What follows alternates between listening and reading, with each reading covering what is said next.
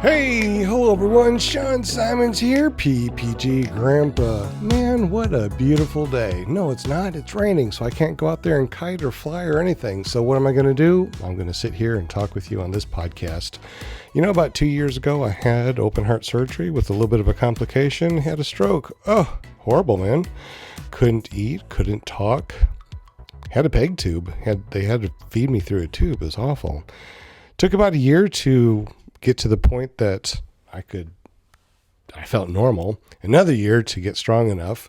But during those 2 years, I searched the internet and found Tucker Got Flying to McDonald's on this crazy bed sheet strung up with strings and sitting in a lawn chair with a gym fan on his back. I'm like, what is this? I want to do this. Along the way, I found other people out there, you know, Mark Honeycutt and Woody's Gamer Tag, Anthony Vella, whole slew of other people out there. And it got me to the point that this is it. This is what I'm going to do. I'm going to push through and I'm going to fly a paramotor and I'm going to fly someplace cool and do a video just like this. Well, I just started flying, got about 20 hours under my belt, love flying, started a podcast. This is now episode 5 already. And I got up with Anthony Vella. If you don't know him, he's actually doing a podcast also. I said, hey, what'd be the chance of me interviewing you? He goes, sure, go ahead. So we're going to get him on the phone, do a quick interview with Anthony, and see what he's up to. And today we are going to give Anthony Vella a call and see if he'll do a little interview.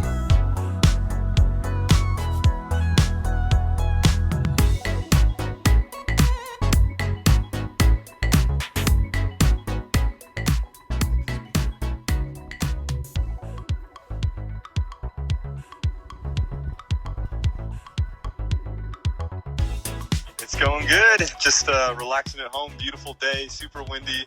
Recovering from my kiting wounds this afternoon. Oh, no, you got kiting wounds? What happened? I was out there on the field. It was just like a nice, super strong, steady 15 miles per hour, occasionally gusting to 20. I wanted to improve my kiting skills, just bringing the glider up in strong conditions, right? Because I plan on getting into some free flight stuff. And then there was this rogue gust that just came through, and it picked me up about 50 feet. And once I got up about 50 feet, the glider collapsed, went down to the ground, hit the ground on my chest, and then it pulled me another 200 feet. Holy smokes, I hope you got this on video. No, I didn't. No, I only end up recording a very small percentage of my flying. Oh my goodness. Well, you're okay though, right? Yep, rock solid. Yeah, I think I'll lose a thumbnail. When I was getting pulled, I hit a few rocks, and my thumb is the worst injury, but it's still A-okay. Oh my goodness. Man, you are always getting into some crazy adventures. Oh, yeah. Well, today I guess I'd like to just hear about your story. Just so you know, when I was, before I started flying, I was looking into paramotors, and I found, of course, Tucker Got, Woody, you, Mark Honeycutt, but you had that podcast, and I do a lot of driving, so I actually ended up listening to all of your podcasts, every single one, not just once, but at least 3 or 4 times. No kidding. That's really exciting. Yeah, so you really helped me out as far as learning a lot of stuff. And I was Marine Corps, you were Army. We both went through hoorah. We both went through some traumatic stuff, and it seemed like paramotors is what actually got us strong and the ability to push through hard times. Yeah, definitely, for sure. Yeah. So I don't know if you'd like to. Could you maybe share how you actually got started into paramotors? Yeah, of course. So when it came to paramotoring, I wanted to fly in one way or another, my whole life, basically.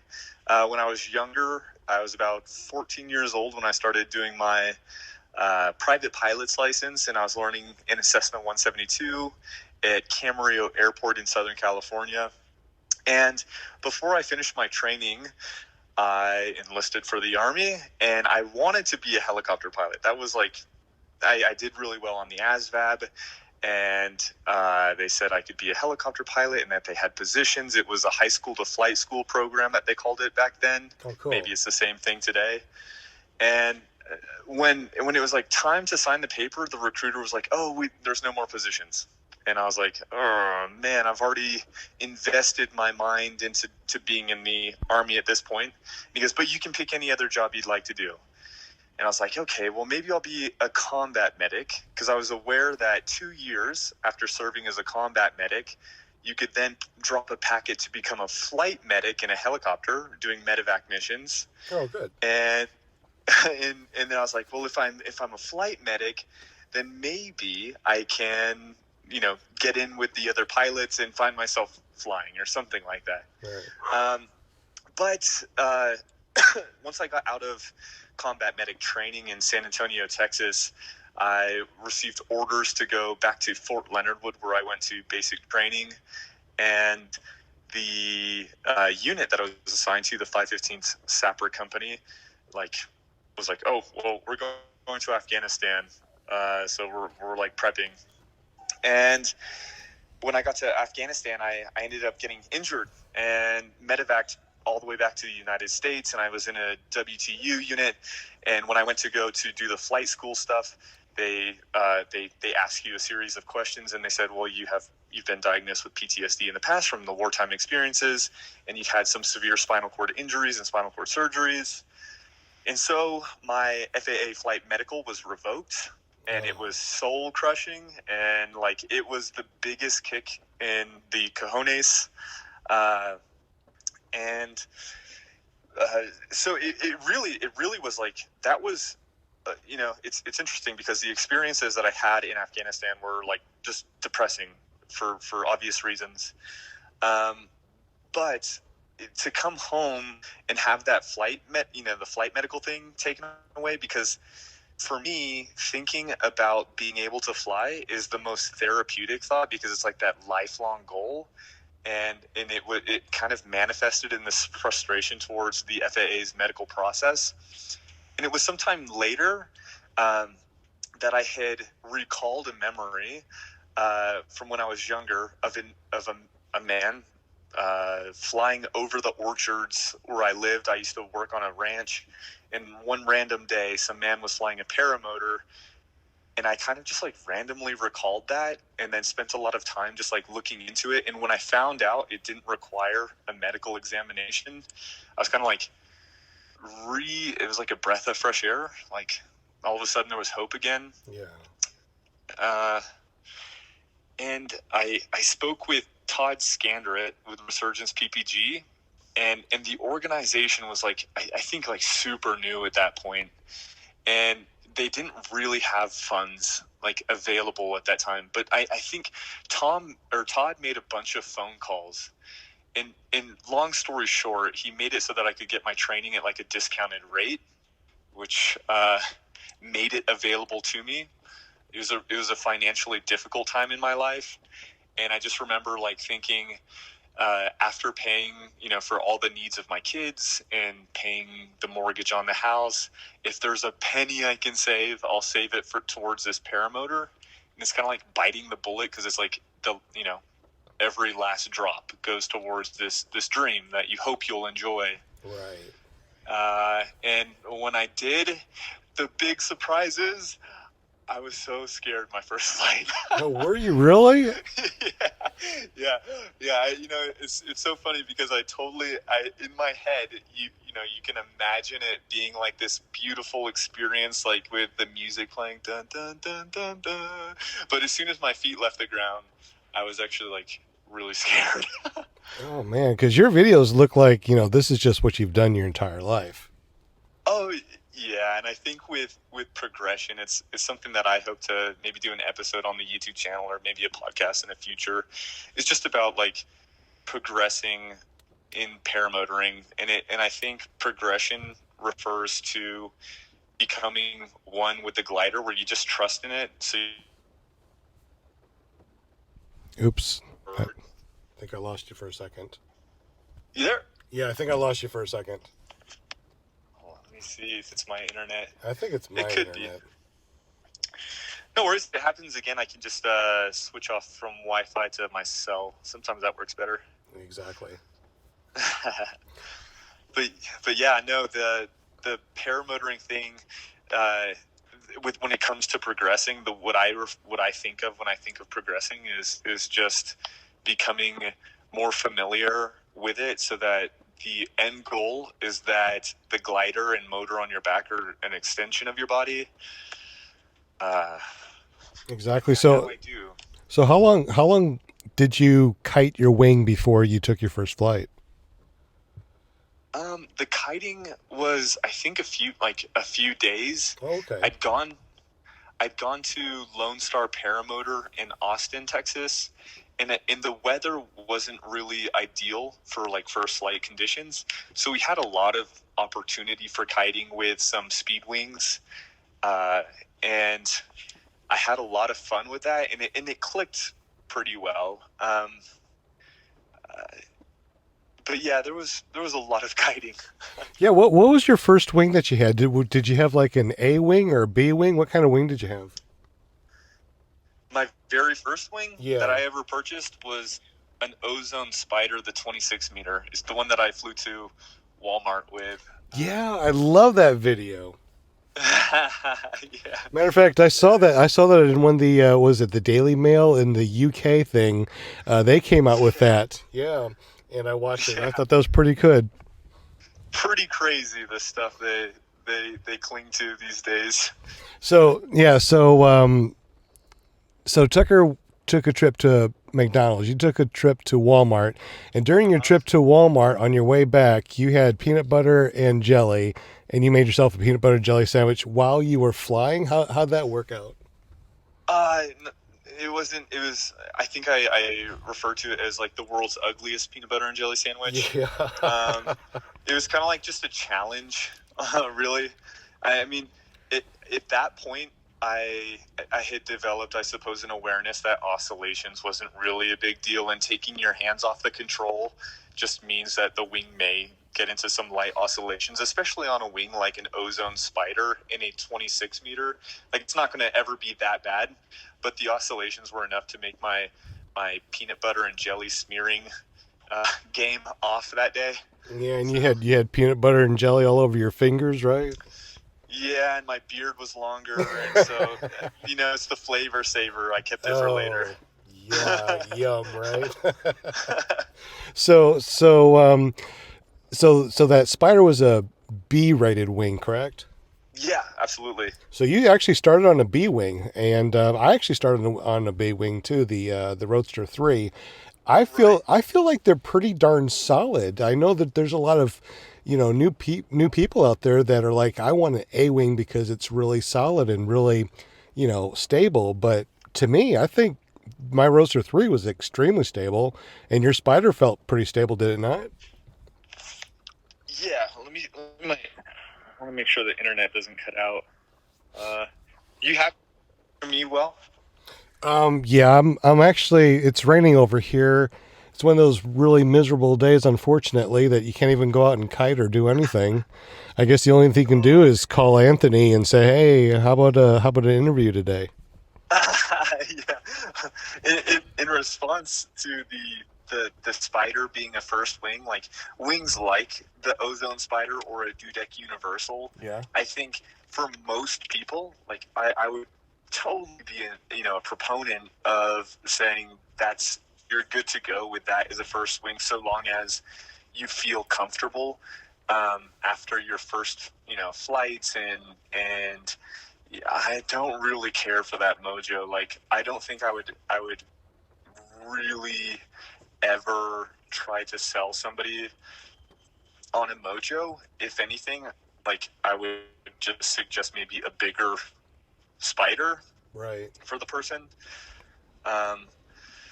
But yeah, no, I think for me, the Ozone Spider was like a ideal wing. I mean, if I had the Dudek Universal in the same size, I think I would be equally as happy. But yeah, starting at a Roadster, Spider, Universal, something in that category of gliders, I think it's the appropriate place to start for most people. Yeah, I've also heard that with the different ratings, if you have a rated wing like my Roadster 3, if I keep all the trims in and I don't use the tip steering, that's pretty much an A wing. And the only reason why they have to call it a B wing is because you're allowed to go out further on the trims and have tip steerings. Is that what you've heard too? Oh man, I'm gonna switch to. All right. Can you hear me now? Hey, yeah, I got you now. Yeah, the cell phone signal is just definitely much better. Like I said, it's raining over here, and the Wi-Fi kind of shoddy. Oh, I hear you. But anyway, now how long have you actually been flying? About a year and a half. About a year and a half. Yeah, I think so, or maybe a little more. I'm not sure, but I fly all of it, like almost any flyable day, and sometimes non-flyable days I still fly. Right. But yeah, no, I've been flying ever since then, and yeah, I fly a lot. Well, yeah, and you also got that van. You got Leandra out there flying with you now too. So Yeah. She does a lot more kiting than flying, but she's definitely a huge support, and she makes it possible for me to go flying. She's super helpful, like with the kids. If there's an opportunity where the guys here get together, the majority of the guys that I do the Paramotor podcast with are local El Pasoinians or whatever they call themselves. Right. And so we get together like a lot, and there's a field like very close to my house. It's in the neighborhood. So it's easy for me. And I know that some people aren't like afforded the luxury of having something so close to them. I guess most people will have to drive at least 10 minutes. But for me, like I could walk to the field with my paramotor, and I've done it a couple times. Well, that's cool. And it sounds like you almost got like an airport right next to you, or you actually have enough grass field that you can actually call it a Anthony Airport, right? Yeah, we call it Anthony. They call it Anthony Airfield, and it's so funny. I got a comment on YouTube, somebody saying, "Did you really name a field Anthony Airfield after yourself?" I'm like, I didn't come up with the name.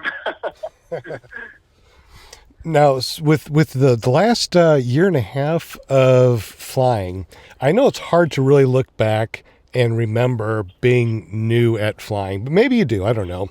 But how long did it take for you to feel comfortable enough to use like tip steering or 3D, possibly start doing your wing overs and doing bigger things other than just tool around in the air? Ooh, that's a really good question, and I love that question because I think it pertains to so many people. And the answer is quite a while. Like it really did. It took. It's like a relationship, I suppose. Just like no different from any other relationship you may have. It takes time to develop trust in this relationship. And when I would find myself in the air starting out, I spent a lot of time like nervous and questioning, when am I going to start enjoying this? And it took me quite a while. And I think the best thing that I did to build that confidence was really limit myself and in a way set myself up for success by flying in conditions that were more likely to be very calm, smooth conditions, and then progress from there. But that still took maybe 4 months of flying like very regularly to start to develop that relationship and build trust in the equipment. Because it doesn't matter how much somebody can tell you your equipment works great. It'll do the job. You just have to trust it. It's like, no, I mean, it takes time to just become comfortable in the air. Where today, like, it's a massive difference. I'll fly in conditions that aren't so great, and truly feel confident in the equipment and in myself and my skills. Now, when you first started too, I know that you have to really build your bump tolerance. How much bump do you tolerate now compared to when you first started? So another interesting thing is if I'm down low, contrary to what most people feel, if I'm really low to the ground, within 50 feet of the ground, I suppose, my bump tolerance is really high. Oh, like, okay. If I'm 10 feet off the ground, it's stupid high. Like, it's a little bit illogical, I suppose. If I'm high, if I'm really high up in the air, maybe 2,000 feet up, 5,000, or in my last video flying over the mountains, 10,000 feet. Yeah, that if was I crazy. feel if I feel a little bit of a quiver in the glider, I still tense up. And I think it's just a psychological game.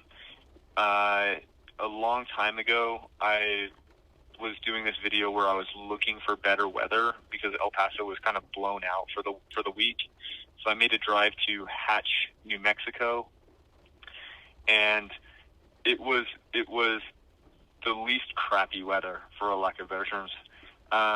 It was still bumpy, and but I described in that video that for me, being low and having the ground to reference provides peace of mind. And the way that I would compare it is similar to that of like riding a motorcycle, because I can remember from my younger days when I would ride dirt bikes and I would hit a jump and it would go all wrong and I would just wreck it, land, at the other side of the jump.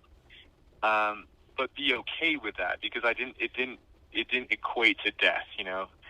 When I'm 2,000 feet up, there's just that psychological game of being so high that it convinces me that I'm worse off, when in reality you have, as they say, more time to resolve a problem with your glider if need be, and you have your reserve being effective at that height as opposed to it not being effective at 50 feet. So it's a little bit odd, but it's just how I process it. Yeah, that's pretty interesting. Now, I remember listening to your first podcast, and you were always talking about that you have not flown with a reserve. How long did it take for you to actually get that first reserve? Man, I don't know. 6, 7 months maybe. And that would equate to about how many hours in the air, you think? Maybe, I don't know. Like, I tell people I have about maybe 150 hours in the air at this point. Oh, okay. But I don't know, maybe half that. Okay, because I've heard that a lot of people are not getting their reserve until they get at least 100 hours under their belt. So I was just wondering if that was about like you. I guess it was. Well, yeah, and for me, the logic, of course, is just more of like, I can be realistic with myself, knowing that I fly at lower levels more often than not. I know that that a reserve is going to be less effective if I'm at 20 feet. Like, your reserve is not capable of deploying at 20 feet. There are some miracle stories of it deploying at like 100 feet, but they recommend or they suggest that its effectiveness is a minimum of 500 feet. So it's kind of like, I know YouTube forms a lot of opinions, and as a YouTuber, I suppose I would call myself, I have to accept that people are going to have their differences of opinions, or just not realize that I'm aware that of the fact that me not having a reserve doesn't make me any more dangerous if I'm not going above 20 or 30 feet on a flight. But yeah. Exactly, because we fly at about 25 miles an hour, so the worst thing that we can do is, if especially if we're over grass, if we can get some sort of flare, we're really not even going very fast. Right. Yeah. I mean, at 20 feet, And that's also like one of my favorite topics that I always love to bring up, even if the other co-hosts don't like it, is paramotor crash, like analysis type things. And of course, we can't really reference paramotor crashes, so we can't really analyze it. But if you just paint a picture in your mind and you have some experience in people hitting the ground, doing other extreme sports, like riding dirt bikes, you know that a person can still, very much walk away from a drop from 20 feet. The difference is that on a motorcycle, you don't have any parasitic drag to slow you down. It's not like you mess up a jump on a dirt bike and you throw out your parachute. You're just going to hit the ground, and that's what you're going to do. You'll probably get a little banged up, hurt, break a leg, something like that. But with a paramotor at 20 feet, you'll at the very least have some form of like parasitic drag to slow you down. So you're not going to hit the ground as hard as if you were on a dirt bike. I don't think, of course, I don't believe that means that you're free, that you're not going to get hurt, because you could have some sort of unfortunate result where you land on your head or neck and break your neck and become paralyzed in a worst case scenario. But ultimately, I think paramotoring's safe, even if you were to wreck into the ground at a low altitude. Your odds aren't like necessarily horrible that you'll be okay eventually. Yeah, and I know that I'm not the only one that looks at paramotor crash videos, but that one where that one guy was going down, I think it was called like the most scariest crash ever, and the guy up top kept on saying, pump your brakes, and the guy just kept on falling and falling and falling. He finally got down there, and he just was walking around like nothing happened. He didn't even throw to reserve. I've seen so many of them too. I can't recall that specific one, but yeah, definitely I've seen people who do that, and they hit the ground and then walk away, which is what I think the most likely outcome would be. And I imagine they'd have poop running down their pant legs. I know I would. Okay. Yeah, I would too. Yeah, first you say it, then you do it. Right. It's like today, like when I answered the call, I like immediately told you about the kiting experience where I had to have been, maybe I'm exaggerating, maybe not, between 30 and 50 feet, Sean. Like I was way up there, and then my glider just like collapsed. Like it just collapsed, and I went straight down to the floor. And I wasn't falling super fast. There's certain things that can obviously happen that would make that a lot worse. But under the assumption that your glider just collapses and you go straight down, you're going to have drag. A worst case scenario would probably be something like a spiral into the ground. Right. And that would be ugly and potentially deadly. But I mean, even in a straight down spiral, you're not at terminal velocity, but it's still enough to kill you, like some really horrible accidents that happened last year. Right. But yeah.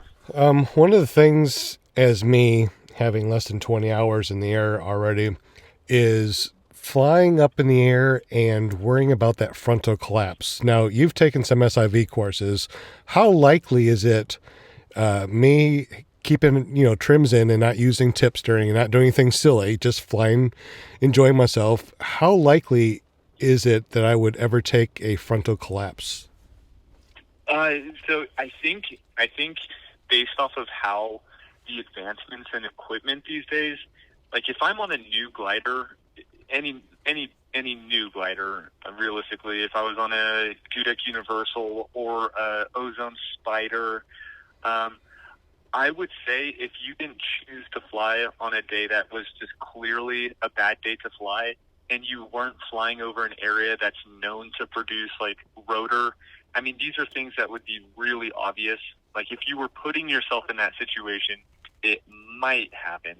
But if you were, getting into the sport, and being that new pilots don't usually fly in bad conditions in rough air, let's just assume you live in a hilly landscape and it's a breezy day and it's not too bad and you're flying above where the rotor might be.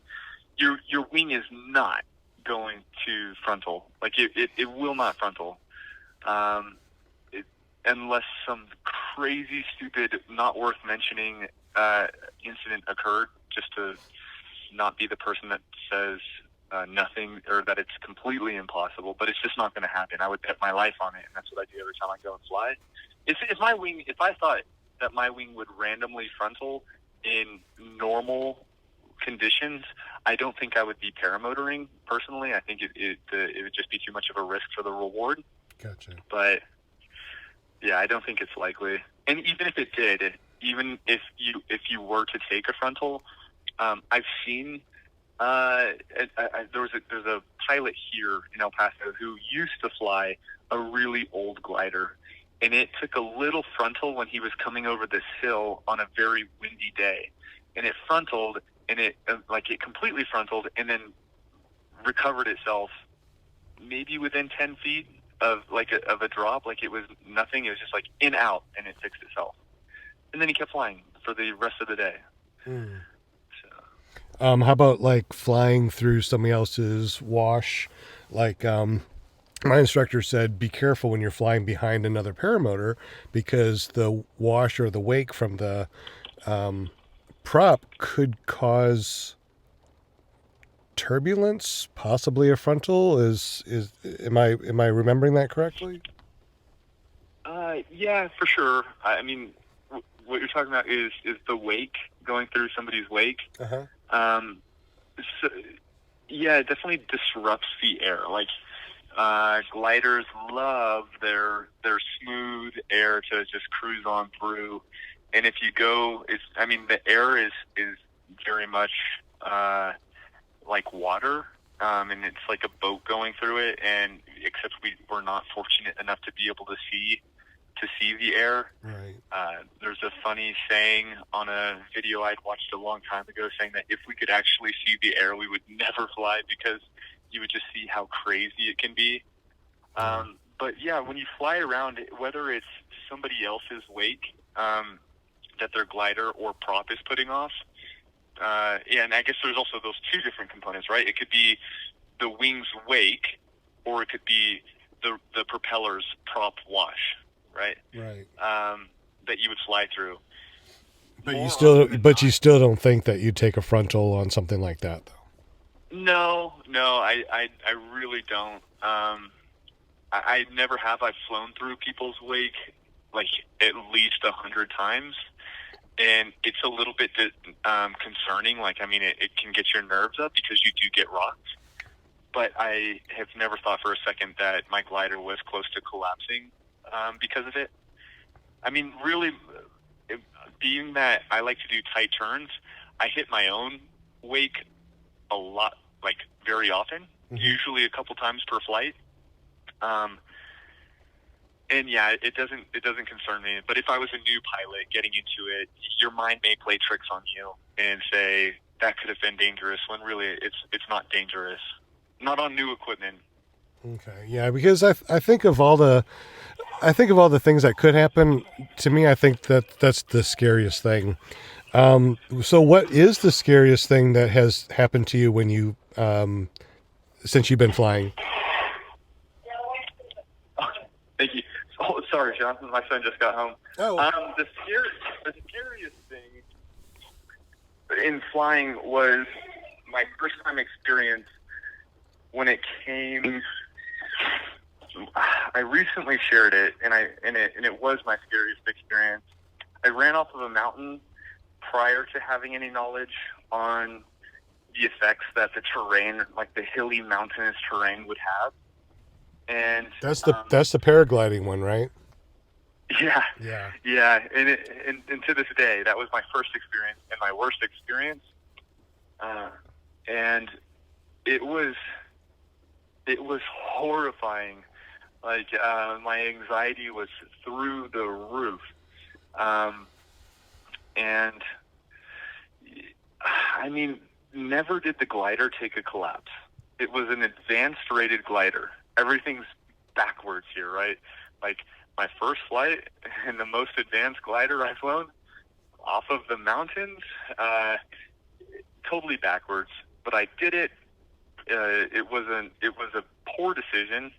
And if somebody's interested in getting frustrated at me about it, then they can go to the video and maybe read the description, and I do explain it. Not that it's ever an excuse to put yourself in such a bad place, but there I was running off the mountain, and my feet left the ground, and I had a rush of lift, and I get picked up into the air, and the ground is just kind of like disappearing below my feet. And it wasn't until I had gotten past like the first ridge that there was this like rush of air, and you could feel it, and the wing just like doing, just like in an airplane, you've got several different axes. You've got yaw, roll, pitch, and it was the yaw axis. Like the wing was just twisting left and right, and then it would surge forward on that pitch axis. And I kept thinking, like, if it pitches too far forward, it's going to collapse. But I stayed focused, and then when my feet hit the ground, I was just like in disbelief that somehow I got onto the ground comfortably. But yeah, to this day, it's the most scary experience I have, and probably one of the greatest lessons I've learned since beginning. I read the description, and it was very moving and very touching. And if you guys have not, go over to Anthony Vella's YouTube channel and check it out and read that description. It'll definitely move you. And the video, honestly, because I was sitting down watching it, didn't look all that bad or scary, but I could tell that it was kind of scary on your part, though. I get mixed comments. Like, some people are like, "Well, you can really see it rocking around," and it's kind of like, maybe, obviously, I did. Probably you did when you were gearing up to get into paramotoring. You probably like watched a huge amount of whatever you could find on YouTube of people flying. Exactly. The unfortunate thing is that GoPros themselves don't really give you that perspective of when you're actually doing it. One of the downsides being that its field of view doesn't like our peripherals as people, like, we can still kind of see the glider out of the corner of our eye as we're flying. Right. With the GoPro, like, if it's not on the screen, it's not on the screen. And so I think I was like staring like straight ahead, just like constantly looking for like where I could land, and then not really knowing how to land, which was, intimidating itself. But yeah, the camera doesn't really do it justice. A funny thing about that video is I kept the music going. Like, I wanted it to not really have music, just so somebody could like experience it with hearing the actual wind hitting the camera. But I included music at the beginning because my breathing was so hard, and I was so embarrassed when I was watching the footage. And I talked about it on the podcast when somebody asked about my scariest experience. I was like, screaming like a little girl. I wasn't actually screaming, but I was breathing like really hard. Well, I think anybody would. I mean, any bump, still going up, any bump is scary and kind of shaky. So I can only imagine. Right. On that note, like, it's something, I think one of the most valuable lessons that I learned was I recently went to Vermont and taught one of my friends how to fly a paramotor. And in that experience, I was like asking myself, like, what is one of the most important characteristics, I suppose, an instructor could possess when it comes to teaching?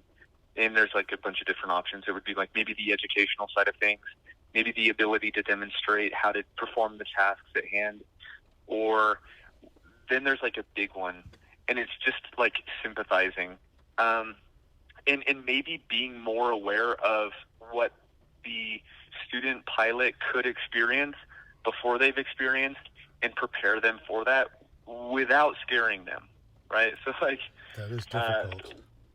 and it's tricky because you want it to be an enjoyable experience. So I was telling my friend Greg, and it was a lot of preparation for that first flight and kind of painting a picture of like a worst case scenario and being realistic. So like if the conditions are super calm and you're in a massive grassy area, then the worst case scenario in my mind was that he could panic and let go of everything and glide down to the grass field, and he'd be okay. Right. Like, just don't touch the controls, glide down, and I promise you'll be okay. And tell him, like, how sometimes your mind can sneak up on you and play a trick and make you freak out, basically. And so we talked about, like, the potential for, like, losing radio communications and just mentally jogging through what he was going to do on that first flight. And it was all me drawing back to being horrified on that first experience, so that we could reduce the odds of him experiencing the freak out that not only did I experience running off the mountain, but also during that first paramotor flight I took at the beach in really good conditions. So, it hits some people.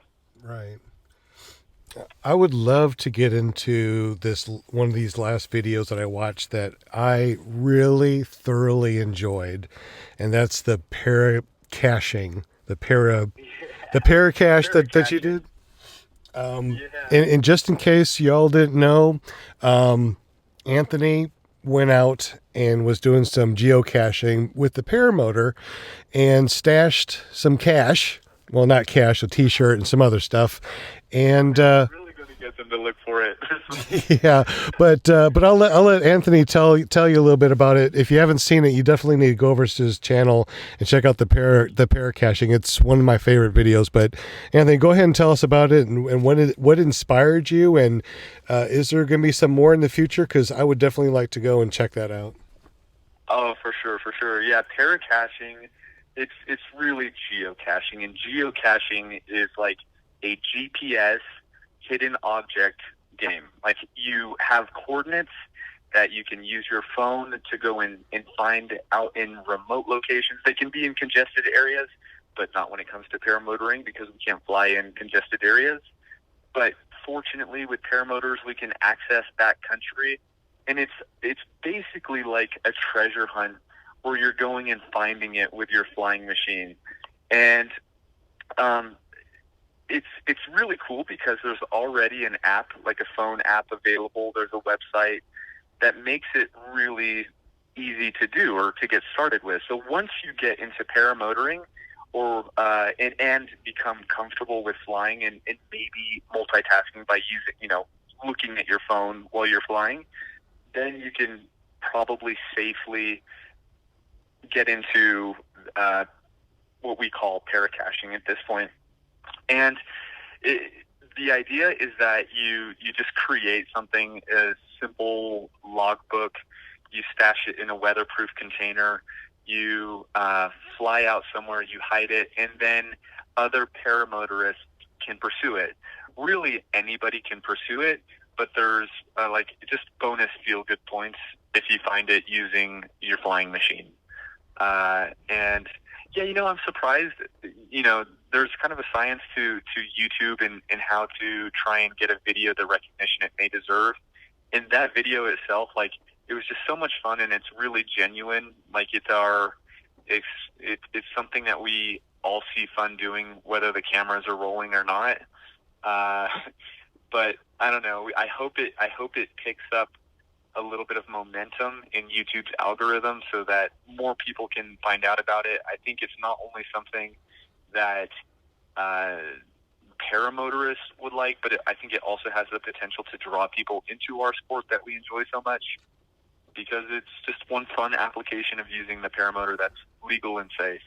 Yeah, I guess we need to get Tucker Gott to go out and do that with you. I know. I message Tucker often. Yeah. And it's funny. He made some comment about him being the first to find the world's most random outhouse that I found. Yeah. And so he said he was going to find that, but I'm holding him to it. It hasn't happened yet. That is so awesome. Now I know that your time is really important because your family is there. So I guess we'll wrap it up real quick. And what is like? Now we already heard about the worst part. What is the best paramotor trip, the best flight that you have ever done, and would you recommend it to somebody else? For sure. Yeah, absolutely. The best paramotor trip is the one that I have every day out at my field. It is the most therapeutic experience, and in particular, like those really memorable flights are like when the sun is setting and you cruise up to, I don't know, 2,000 feet. You kill the motor, you pop your ear cups off, and you just listen to the wind blowing through the lines. To me, those are the best flights. There's some other good ones, but I'm really glad that I have all of this at my disposal and I can access it whenever it's safe to fly. Exactly. I love paramotoring. It's so therapeutic. I definitely recommend this to anybody. Now, just in case you didn't know, but if you don't know Anthony Vella, you've probably been living under a rock. If you go to www.theparamotorpodcast, you'll find all of his information, and at the very bottom, you have all of his social links. Is there anything other than those social links that you have on the bottom of that page that you do often? Do you Snapchat? No, I just do the Instagram. Aside from that, sometimes I'll snap some flying photos and post them on there. But no, that's it. The website, Facebook, Instagram. When is the next Paracash going to come out? Very soon. Yeah, very soon. I hope so, and definitely please invite me. I would love to go. Anthony, once again, thank you so much for your time. I know that your time is very important, and we all don't have very much of it, so I thank you very much for coming on here. I am so honored that I can, interview one of my heroes that started this podcasting, that got me into this a long time ago. So thank you, Anthony, and have an awesome day, my friend.